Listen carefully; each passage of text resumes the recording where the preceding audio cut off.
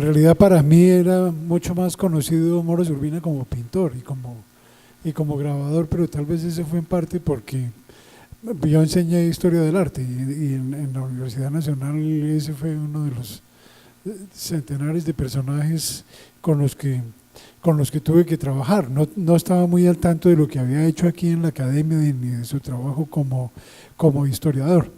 Pero bueno, yo quería comentar dos cosas. Primero, pues agradeciendo al maestro Corradain esta presentación.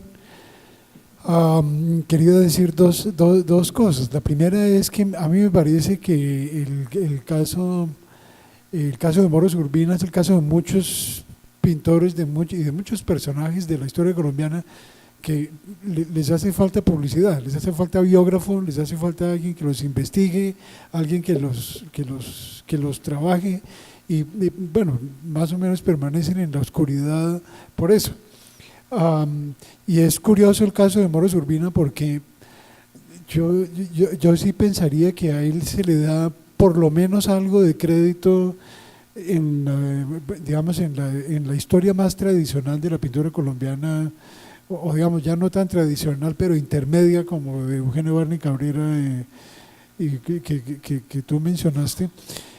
Pero por ejemplo, bueno, otros historiadores más modernos también lo mencionan y hay elementos interesantes en su pintura, como pues el manejo de la pincelada, el manejo de la luz, todas esas cosas que ya por lo menos lo hacen pensar a uno en algo de modernidad en la pintura colombiana. O sea, es muy diferente a la fábrica de loza de Moros Urbina a una escena costumbrista de apenas 20 años antes o 30 años antes, ¿no? de otro pintor. O sea, hay una diferencia aquí muy grande con el costumbrismo. Pero de todas maneras, Moros Urbina y todos sus contemporáneos en la historia de la pintura, no solo en Colombia, sino en América Latina, tuvieron que vivir en una época para ellos bastante paradójica, porque era la época en que estaban descubriendo lo académico, descubriéndolo por contacto propio, por experiencia propia. Entonces tenían la posibilidad de irse para Europa y aquí mismo estábamos estrenando la Escuela de Bellas Artes con maestros europeos y toda esa cosa, estrenando academicismo, y era el momento en que debía renegarse del academicismo, ¿no? Porque esas eran las corrientes internacionales. Entonces ahí está pues el impresionismo y todos los ismos de principios del siglo XX.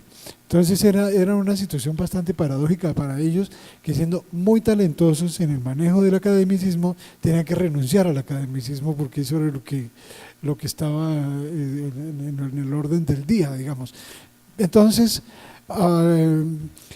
digamos que muy como en el caso de Moros Urbina, el resultado fue a veces un trabajo relativamente discreto. Yo creo que este fue, digamos, en comparación con otros pintores latinoamericanos, un trabajo relativamente discreto, no obstante el gran talento que tenía Moros Urbina. Entonces yo saludo la sugerencia del presidente de la academia de hacer una publicación.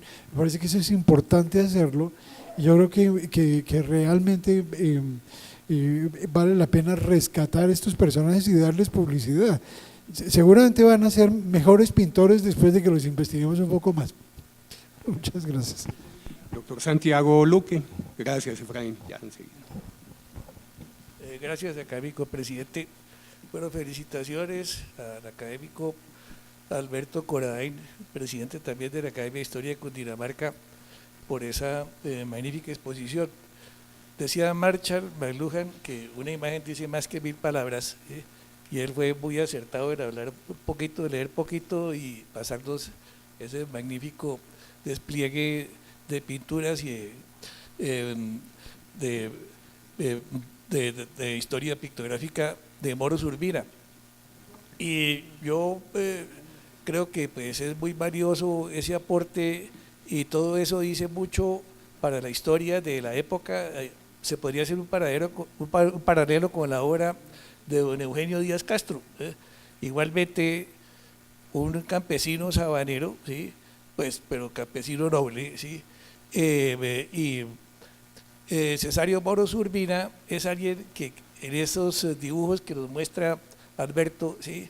Alguien que no olvida sus raíces en la sabana, ¿no? Pinta el pueblo de Mocón, su pueblo de origen, las calles, la iglesia, pinta algunas haciendas cercanas, o sea, y se integra a la sociedad, al papel periódico ilustrado, pinta a los presidentes, pinta personajes de la alta sociedad, pero no olvida a los niños descalzos, como no nos olvida Eugenio Díaz en su obra, en el Rejo del Lazar, ¿sí? Manuela, o sea, ve uno pues un interés social en Moros Urbina también a través de su pintura. Mirando pues un trabajo mío de la zona, de la parte de las haciendas que siempre trabajo yo y en el cual he mostrado algunas cosas aquí en esta academia, y también la parte genealógica que pues es indispensable para trabajar en la tierra y trabajar en estudiar la gente para mirarles el contexto completo, y porque hay mucha más información en las parroquias de la que hay en los archivos notariales. Cuando se sabe unir, uno encuentra que doña Teresa Urbina de la Torre, la madre del pintor Moros, casada con Cesario Moros Forero, ¿sí? Pues era dos personas vinculadas a haciendas de la zona, ¿sí? Por los de la Torre, la hacienda de Susatá y de Tiratá, vecinas de Nemocón, y la parte por lo Urbina González, del bisabuelo, la hacienda de los molinos de Neusa y los aposentos de Neusa, al lado y lado del gran pantano de Checua, pantano, pues él pinta también pescadores, ahí vimos, ¿sí? Allí, o sea, rememora esas cosas, y esas pinturas de haciendas que hace, como también la de Hato de Zubia, de UAT, ¿sí? Muestra a alguien inquieto, ¿sí? Por todo su pasado, por todo su entorno, por toda su herencia social. Entonces, yo creo que lo que nos dio hoy en día Alberto, con su magnífica exposición, prueba, ¿sí? Lo que decía el académico presidente Juan Camilo Rodríguez, y que trajo a cuento de la validez del trabajo que se hace en esta academia frente a cierto menosprecio, por hay que decirlo así, entre comillas, pero hay que, de la nueva historia, ¿sí? Frente a la labor de los académicos. Yo creo que esa labor interdisciplinaria que hacemos acá, ese trabajo ímprobo sobre ciertas líneas profesionales que explotamos acá de la historia, tiene un inmenso valor, y qué bueno que lo estén reconociendo los historiadores nuevos, y que Juan Camilo indudablemente debe haber hecho mucho por eso, pues con todo el acervo de conocimientos que tiene la técnica de la historia y su ascendiente sobre la gente nueva que se está formando en esta profesión. Felicitaciones a Alberto, y magnífico su trabajo. Yo creo que apenas estamos, como decía, rasguñando en lo que se puede lograr, ¿sí? Para la historia de la época, mirando todo este trabajo de Moros Urbina y lo que está alrededor de él. Muchas gracias. Gracias, doctor Santiago Luque. Doctor Benjamín Ardila, y luego hay un comentario del doctor Corradain. Luego indudablemente de las haciendas de la sabana hay una bibliografía amplia, la de don Tomás Rueda Vargas, naturalmente, la de Camilo Pardo Umaña y la de Ignacio Perdomo Escobar, pero quería felicitar naturalmente al doctor Corradain hacer esta apreciación. En el segundo libro de Camilo Pardo Umaña, que se llama Tiempos Viejos, él tiene un mini capítulo, un opúsculo sobre la Recoleta de San Diego que González Concha, el arquitecto que rediseñó la arquería del Colegio del Rosario, González Concha había arreglado la Recoleta de San Diego y la había mejorado notoriamente porque amenazaba ruina y catástrofe. Entonces Camilo Pardo Umaña dice que ese sarcófago que presentó el doctor Corradain corresponde no a la tumba del virrey Solís, sino que corresponde a unos muertos, muchos de la primera de la primera guerra civil que hubo en 1812 o 13 en la época de la Patria Boba. Entonces es una precisión que es fácil de cotejar, porque Camilo era un poco más novelista que historiador, y aun cuando tenía mucho genio y talento para la anécdota, no tenía la exactitud que hemos oído en esta noche. Gracias. Doctor Corrain.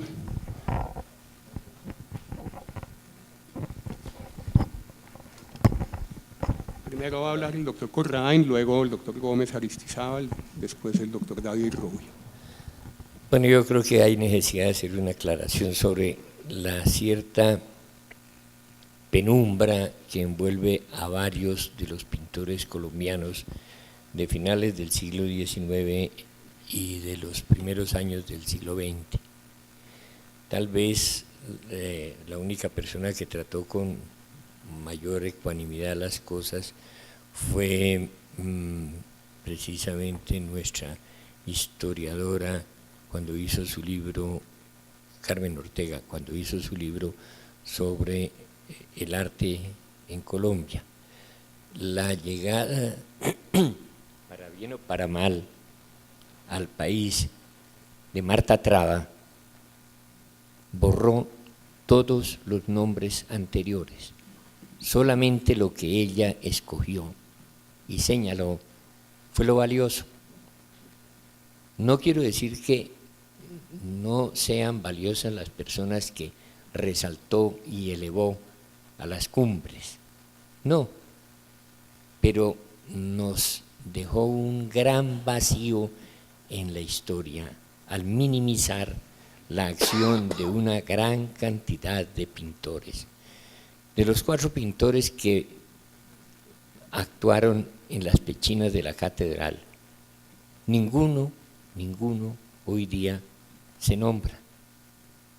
El padre Páramo, que también fue buen pintor, Moros Urbina, Epifanio Garay, bueno, etcétera. Eso simplemente ella señaló unos íconos y borró lo demás.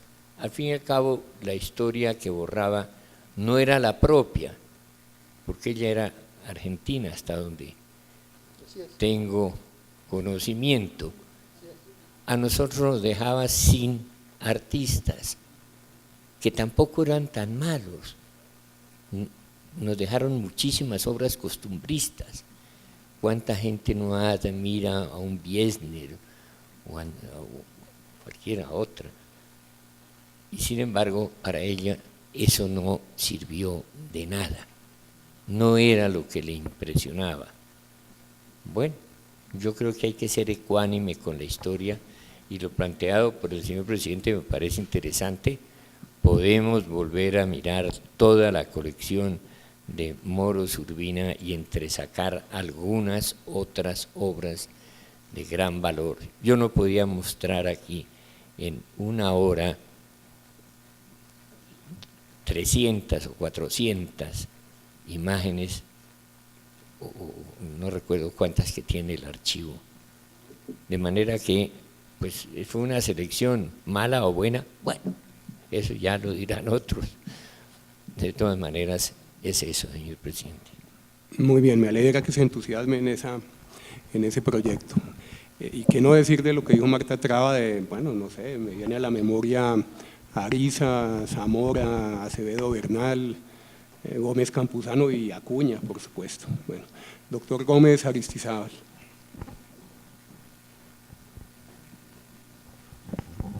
Uno de los grandes críticos, Andrés Pardo Tobar, decía que después del Todopoderoso, el que más crea o crea de la nada es el pintor. Y decía que Colombia no solamente era patria de poetas, sino patria de pintores. Y uno lo ve con un Botero, con un Obregón. Y ahora la intervención de hoy del doctor Enrique Corada me pareció muy importante por muchos aspectos. Por ejemplo, el aspecto humano. que hay que rescatar estos valores y presentarlos, y que ojalá estas instituciones multinacionales como el caso de Seguros Bolívar, Colón y Seguros Granada también rescaten estos valores. Está bien que se estimule como lo vienen haciendo con unas publicaciones muy costosas a la altura de esas figuras que está destacando esas multinacionales, pero también estos valores, el pasado, que es una de las funciones de la Academia de Historia. Yo después que me parece muy acertado, muy eficaz eso, pero ojalá, verdad, esto cuajara, por ejemplo, en que grandes instituciones empresariales que a veces estimulan el arte, no mucho, pero no faltan algunas como las que he mencionado, se ocuparan de estos valores. Decía Andrés Pardo Tobar también que estas figuras tan importantes hacían pensar mucho en que el pintor, al elaborar esos trabajos, le ponía más atención al espíritu que a la materia, y que si se pinchaba un retrato de esos saltaba el borbotón de sangre, y que si se le da una chaza a un árbol de esos se cae, para decir la vida, la vitalidad y la fuerza y la inspiración que tienen esos trabajos. Muchas gracias. Muy amable, doctor Gómez Aristizábal. Concluimos con un comentario del doctor David Rubio. Gracias, señor presidente, y con su benevolencia, pues felicitar al doctor Alberto Corradain, y tal vez él, por lo que ahorita es el presidente de la Academia de Historia de Cundinamarca, tal vez por discreción no quiso mencionar en algún momento, y creo que es bueno compartirles que el 7 de marzo pasado, en marzo era el aniversario exacto de Ricardo Moros Urbina, el 7 de marzo con la Academia de Cundinamarca hicimos un acto especial en Nemocón, sesionamos en la casa que fue la casa natal de él. Allí se mantiene, se conserva la placa que la Academia Colombiana de Historia, una placa en bronce, colocó cuando fue el centenario, o sea, hace 50 años fue colocada la placa, muy linda la placa, allí se mantiene. La Casa de la Cultura hizo un esfuerzo interesante, hizo una exposición, preparó una exposición itinerante con este sistema ahora que hay de impresión en carteles, tratando de mostrar los distintos aspectos de la obra de Urbina para llevarla a los colegios. Y el municipio determinó que la biblioteca pública municipal ahora llevara el nombre de él, y allí colocamos una placa honrando justamente a Ricardo Moros.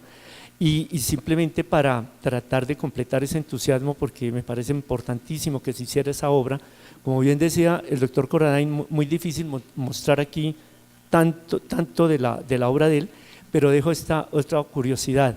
Dentro de esa obra hay una parte maravillosa de trabajos que hizo para publicidad industrial de la época, dibujos, pinturas geniales, por ejemplo, para promocionar los productos de Bavaria, y fue otra línea que él manejó, entonces que puede ser también muy curiosa e interesante para el proyecto que se prevé. Muchas gracias, señor presidente. Muchas gracias, doctor David Rubio, muy interesante su comentario y la información adicional sobre las actividades que hizo la Academia de Historia de Cundinamarca. También pues felicitaciones y agradecimiento para ustedes. Bueno, pues muchas gracias a todos por la sesión, de nuevo al doctor Corradain el agradecimiento, y tuvimos una muy buena y muy grata reunión.